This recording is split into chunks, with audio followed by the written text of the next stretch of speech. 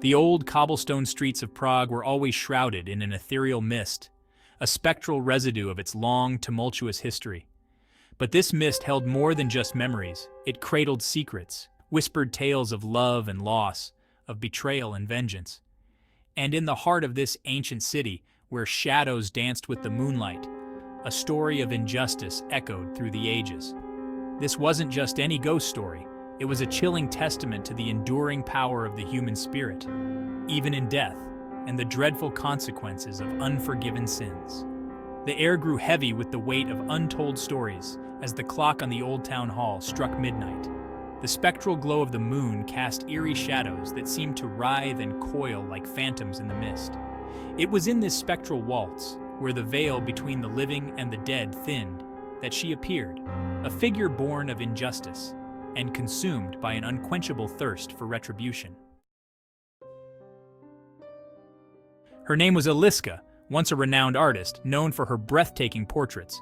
Her canvases had pulsed with life, capturing not just the physical likeness of her subjects, but the very essence of their souls.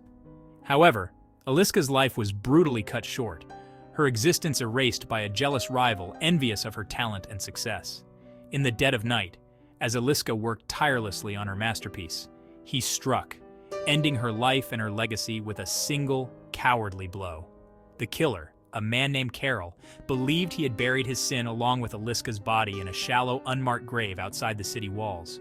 He was wrong, for Eliska's spirit, her essence, refused to leave the mortal realm. Her life had been unjustly stolen, her potential brutally extinguished, and her soul was left tethered to the world by the raw, agonizing power of her unfinished business. Trapped between the world of the living and the ethereal plane of the afterlife, Eliska was left to wander the twilight realm, her spectral form invisible to most, but her presence undeniable. She was a chilling breeze that sent shivers down your spine, the whisper of her name in the dead of night, a fleeting glimpse of her sorrowful eyes in a darkened window. Her existence was a constant reminder of the injustice she suffered and the vengeance that was yet to come. Every night, as the clock chimed 12, Eliska's spectral form materialized in the alleyway where her life was brutally taken. The air grew heavy with the scent of damp earth and fear, a spectral chill gripping the heart of anyone foolish enough to wander into her domain. Her cries of anguish, silent to the ears of the living, echoed through the ethereal plane, a chilling symphony of despair and rage. Karol, haunted by his crime, avoided the alleyway like a plague. Yet every night he was plagued by vivid nightmares, his dreams invaded by Eliska's spectral visage. In these nightmares, he saw her face, contorted in a mask of pain and rage, her eyes burning with the fires of hell itself. He felt the icy touch of her spectral hand on his skin, a constant reminder of the life he had taken and the retribution that awaited him. But Eliska's nightly appearances were more than just a haunting. They were a spectacle of terror for anyone unfortunate enough to cross her path. Passers-by, their hearts pounding in their chests, would scurry past the alleyway, their eyes darting nervously into the shadows. Some claimed to have seen a flicker of movement, a fleeting glimpse of a white dress billowing in the wind. Others swore they heard whispers, soft and mournful, carrying on the wind.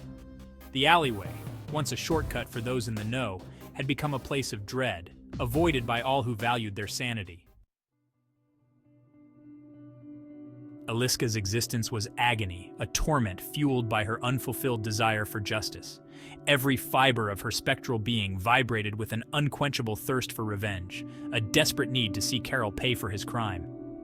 But she was trapped, her spectral form unable to interact with the physical world, her cries for justice lost in the ethereal winds.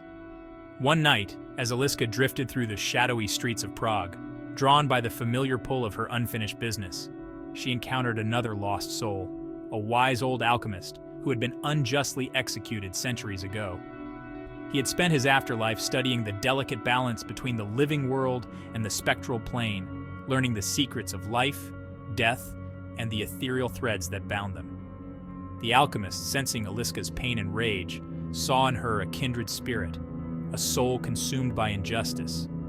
He listened patiently as she poured out her story, her spectral voice filled with anguish and despair.